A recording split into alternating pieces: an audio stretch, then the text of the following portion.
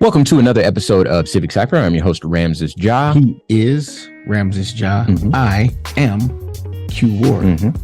Listen, I'm going to need you to stick around because this is our year-end recap episode. And you are listening to Civic Cipher. Yes, indeed. So around here on Civic Cipher, for those who are just getting familiar, we talk about a lot of stuff.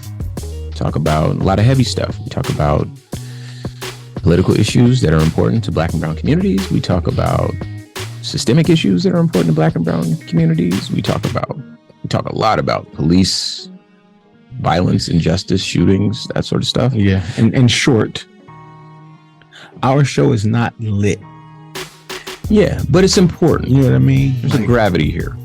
There's a lot of gravity here. That's what I meant. Yeah. It's not lit. Yeah. It's not light. It's not trivial. It's not just for your entertainment. There's some education here. There's a lot of gravity here, a lot of truth here, and sometimes even some hurt, unfortunately. Sure. And this past year, we spent a lot of time talking about a lot of different issues. So we're going to review some of the standout topics that we've discussed, and you're welcome to go back and check out our website, civiccipher.com, and listen to these stories at length. But great show in store for you where we get a chance to really just reflect on what we've seen happen throughout the year. Also, we're going to spend some time talking about Black banking institutions. Okay. Why they're important, what they mean. This is something that is new to me. And so I'm excited to continue to learn more and hopefully share something that you haven't learned before. And then, of course, for our Way Black History Fact, we're going to talk about the great African Roman emperor. Sounds interesting. Wow. So stick around for that. But yeah, first and foremost, we're going to get into some Ebony Excellence, which is Q's favorite segment. Absolutely. Indeed. So today's Ebony Excellence is sponsored by Hip Hop Weekly Media, and we are going to be discussing Greenwood Incorporated. I mentioned we're going to talk about Black banking institutions. Well, this comes from blackenterprise.com. Greenwood Incorporated continues to lead the Black Bank movement, the Bank Black movement, with another $45 million in venture capital funding. So I'll read. Greenwood Incorporated, which kicked off the Bank Black movement in 2020, announced that it has raised $45 million in venture capital funding to expand its digital banking services. Forbes reported the Atlanta-based digital banking platform is co-founded by former entertainment executive Ryan Glover, tech entrepreneur Paul Judge, 90-year-old former Atlanta Mayor Andrew Young Jr., and rapper Michael Killer Mike Render. Greenwood Inc., named after the Oklahoma City where the Tulsa Race Massacre took place, was created to help Black and brown consumers who increasingly pivot to minority-owned financial institutions as an alternative to mainstream banks, which have decades-long histories of racial discrimination. That's another thing that we've talked about on the show. We'll get to more of that in just a minute.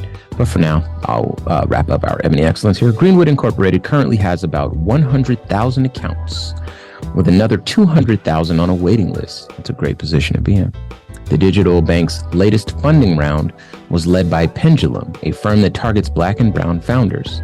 The investment made Pendulum the largest investor on a dollar basis in the digital banking platform. So once again, shout out to Greenwood Incorporated and shout out to all those responsible for bringing it to life. We love to see growth in that sector. The Bank Black movement is alive and well, and we'll keep monitoring it. Indeed. So yeah. Now, Civic Cipher, our year in review. All right, let's go back to January. A long time ago. Do you remember we had a show, Q, where we asked the question, why do many Black people vote Democrat? I do remember that show. I remember that question being asked on the show, and I think we both can recall that question being asked hundreds of times before and after. Sure, we actually even had that conversation with Charlemagne. Yeah. And, of course, we invite you to go back and listen to the episode, but in short, based on what I remember, that essentially boiled down to the framework of our political system here in the country. We have a two-party political system, and a lot of Black people have a shared reality. Of course, we have, a large shared culture. But yeah, I think it's more the shared reality. We experience America in largely the same way. And if we are looking at a two-party system, then we can only choose one of those. And so I want to say it was Eldridge Cleaver who said that none of the political candidates really speak for us. They don't know us. And this was like back in the 60s or whatever, but he said something, it was a very profound speech that he had given. And I just remember this part of it, but he said, Nixon and whoever his opponent was, I forget the name. They don't speak to us. They're not for us. They're not for our communities. They have no interest in making our realities better. But one of them could potentially make our reality worse. And this is kind of a reality that a lot of Black people have to live with in terms of, when we cast our vote. A lot of times the excitement that you may see is not in us voting for a particular candidate, Obama being a notable exception. For obvious reasons, I hope that no one out there would question why that would be important for Black and brown people to see. But again, our excitement when we cast our votes isn't necessarily because we're getting our person in the office. It's often because we're voting against a person who will make our reality worse. And there's something there, I remember having the conversation. There's something there about us voting almost like a voting block. You know what I mean? We're not a what's the word? We're not a monolith. But when we vote, again, it reflects our shared reality. And we've seen and heard from our family members who've come before us. We've read, those of us that know a bit about our history, we recognize that, there have been moments in history, American history, where Black people have done very well. And there's 100% of the time been a subsequent backlash against those various Black communities that have done well. They've kind of created their own governments, elected officials, created Black banking institutions and, doctors and hospitals and schools and so forth. And then they get burned to the ground, or there's, some sort of corruption that takes place, or the Klan gets called in and they kill everybody, or whatever the case is. So because we know this, we recognize that things can get worse. And for many of us, it feels like this is really the extent of our allowance of, that's not the right word. Let me think. It's the extent of our capacity to involve ourselves in the political process here. It's not like we're writing letters to people and they're going to listen and come back. And that's not just a Black person thing. A lot of people feel like if you write a letter, it doesn't really go anywhere unless you're connected, So, once every couple of years, we get a chance to cast our vote. And if we have a largely shared reality, then it's very easy for us to have that shared reality be reflected in the votes that we cast. And so, yeah, I do remember that conversation, but that was the show in short. We obviously peeled back a lot more layers. Yeah. And the acceptance of our reality and the truth that comes with the outcomes, with regard to how they affect our lives. It's a sad truth that we have to think and vote that way. There's no one out there that's going to make things better for us. Yeah. There's no one out there who's even considering us in most cases, but there's somebody, and I won't say that there's no one considering us. There's nobody considering better outcomes for us. Sure. Some people are absolutely considering worse outcomes for us. And we have to, in often cases, vote to protect ourselves from that. Oh, we've seen time and again that we are very much disposable. Yeah. The misguided war on drugs is a great example. There are... You're so kind, Ramses. Misguided. It was guided. It was aimed. It was specific. Yeah, but it was intended to disrupt the hippie community and the Black Power movement. We can call it misguided, but you're such a kind, graceful, and generous human being. I love you for that. You know, we got some listeners where the truth kind of hits hard, and so we got to soften it a little bit. Understood. But, you know, anyway, you know, there's again active aggression from our government toward Black people. There's a history of it. There's lots of history of it. Yeah. You know, a couple of years ago when we were dealing with whether or not to get people vaccinated, we had to, you know, come up against the Tuskegee experiments. In short, these experiments that the United States government performed on Black sharecroppers, infecting them with syphilis and then refusing to give them treatments just to see what would happen. So these Black people were disposable. You know, these Black people were expendable. You know, these experiments, and this is something going back decades. And so the Democrats often don't feel like, you know, granted, Democrats have done a lot of stuff that has made things worse. In particular, those studies that they did about housing and the structure of the Black family, where there's a Democrat-backed study that suggested that Black fathers not being in the home was the result of or ended up resulting in the economic state of Black America. There's also some, I guess, role reversal, right? Because when you say Democrat, the modern Democrat is not the same as sure.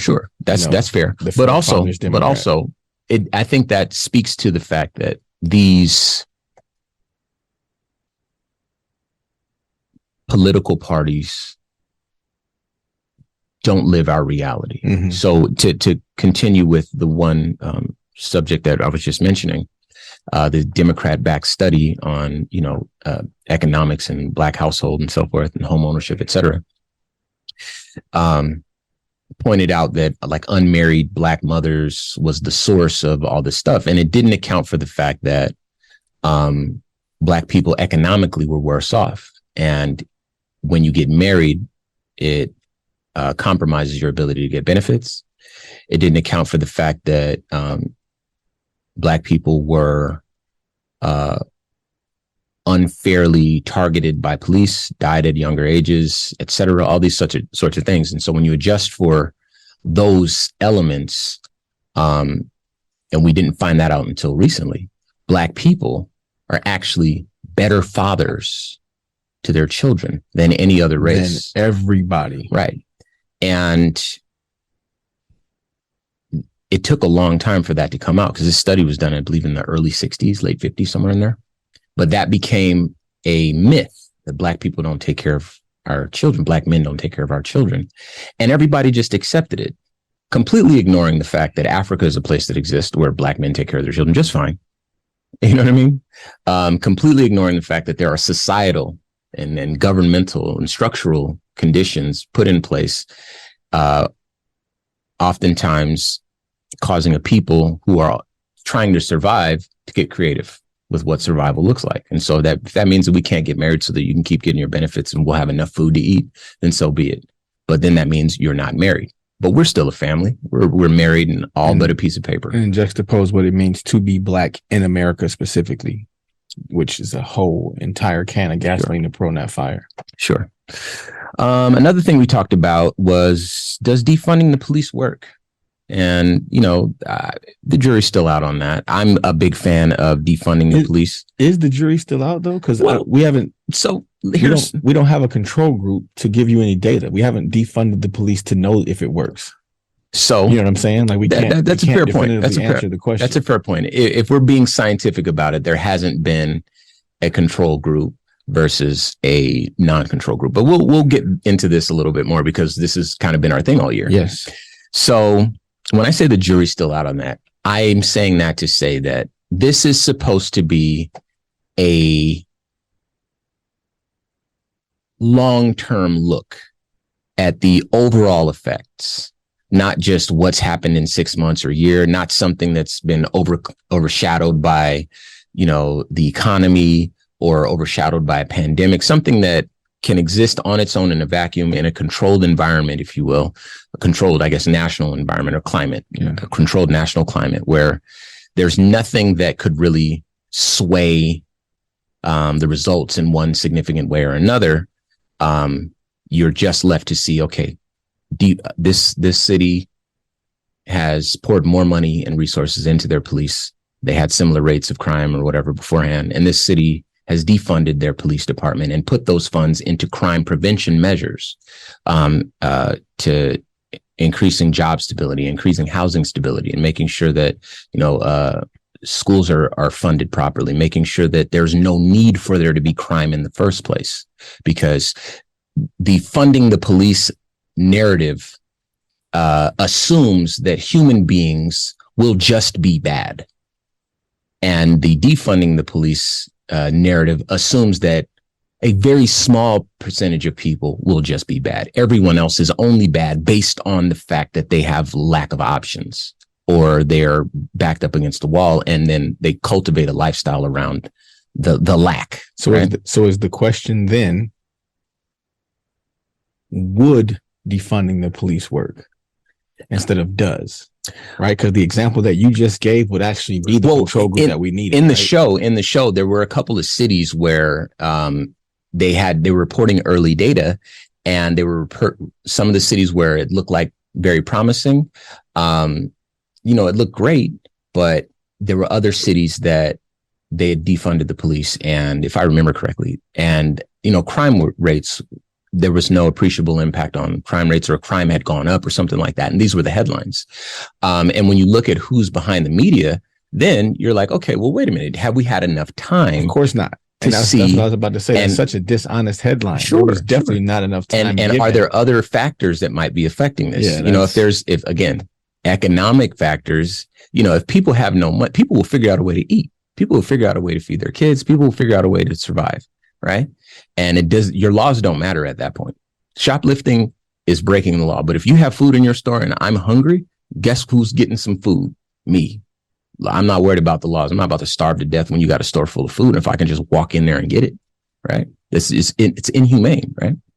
But when they take those crime rates and say, well, shoplifting is up because we've defunded the police. No, you're connecting the wrong dots here. You know what I mean? So anyway, we had that conversation, and I implore you to go back and check that out. That was in January. In February, we talked about, did Ahmaud Arbery's murderers get what they deserved? And then we talked about the officer Kim Potter.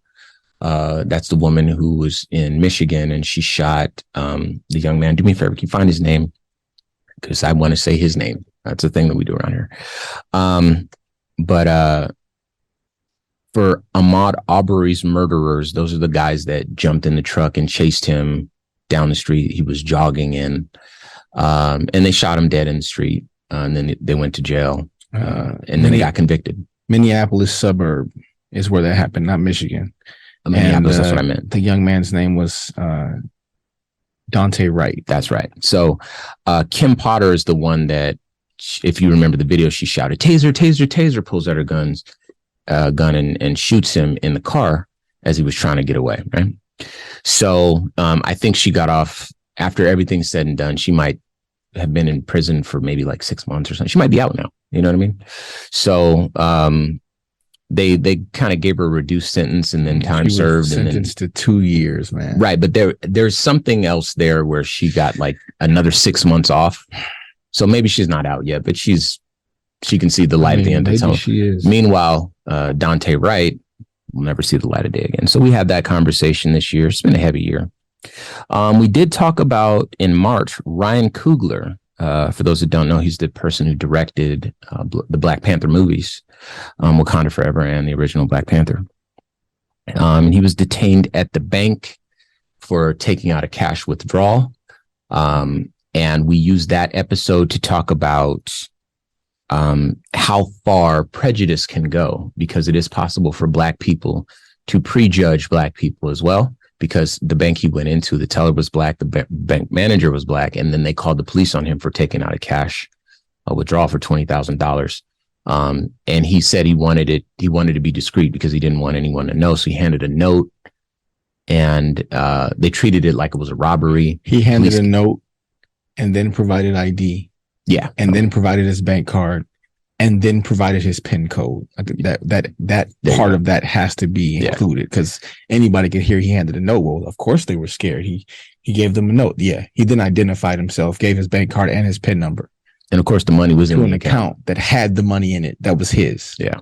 He still got the police called on him. Right. And then still detained by those police. Sure. So we had to have that conversation. We really had to, again, peel back the banking while black, because that incident, while there were black people working at that branch, that's very commonplace. And in the remainder of the stories that we discussed on the show, everyone else these were white tellers, white branch managers, or Hispanic, or whatever the case is. In any case, walking into a bank while being black, it's more likely that you would be profiled. And so we had this conversation. And don't you dare be black and rich. Yeah, it's a weird thing. Don't you dare. Yeah, it's like it's hard for people to really conceive of that being true. You must be a thief. You must have stolen something. You must be doing something illegal.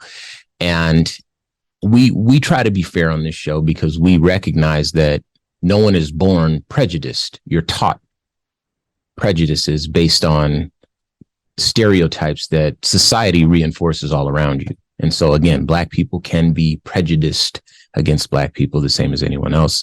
But if we don't talk about it here, then we don't do our part to try to influence folks to think critically about their prejudices and to challenge themselves. And if you're listening to our voices, on this show in March and on today's show, this is kind of our aim. In April, we spent some time talking about Will Smith and Chris Rock. That was something that we had to process. We, the black delegation, had to process that. And that was not an easy thing for us to process either. Yeah, we had to process it differently for us, because again, I think I said it best. It's like an uncle getting in a fight with, your other uncle, and it just felt like kind of. So we had to sit with that one. We also in April talked about how black people were being overcharged for housing. And then a separate episode, we talked about how Wells Fargo was sued for discriminatory loan practices. So, black people in banking. And I don't know if these things were in conjunction. But no, there was two separate episodes. No, but I'm saying this next point, we also talked about black people's homes being undervalued. Yeah. Because the owners were black. Yeah. Right. So charged more when you buy it, and then it's valued as less because you own it. Right. I think a black couple had a white couple staged we house. We did two episodes about that. And the value increased substantially. Yeah. So yeah, just an interesting year. And, if I look back, if I'm honest, I'm like, this is crazy that we get to do a show. We have you listening to us. We have supporters around the whole country, and we get to talk about these things that really matter, that these topics almost never come up in your normal life. I know that because, many of our listeners share that. I would never know these things, but this is very true, and it's our reality. And then in May, we asked a very important question that has come up many times on the show since then. But we asked, do police make you safer? And another impossible question to answer, because we have no data to the contrary. We can't, because we've always had police, right? We don't know how to compare what it would be like if we didn't. But we did on this one episode, we did start off by asking about an increase in officers. We didn't go from 0 to 100, but we had, let's say, 50 to 100. So an increase in officers in a few cities around the country. And that increased police presence failed to make a significant dent in crime levels. In other words, back to the defunding thing, maybe deal with the issues that are causing the crime, not trying to police it away, because the issues are what caused people to actually engage in that type of behavior. But yeah, police neither prevented more crimes from happening, nor did they solve more crimes. And in that episode, we did our best to think critically about what public safety looks like presently and what it could look like in the future, especially if it was a little bit more fairer and less hurtful to some of us. So we'll be back with more right after this.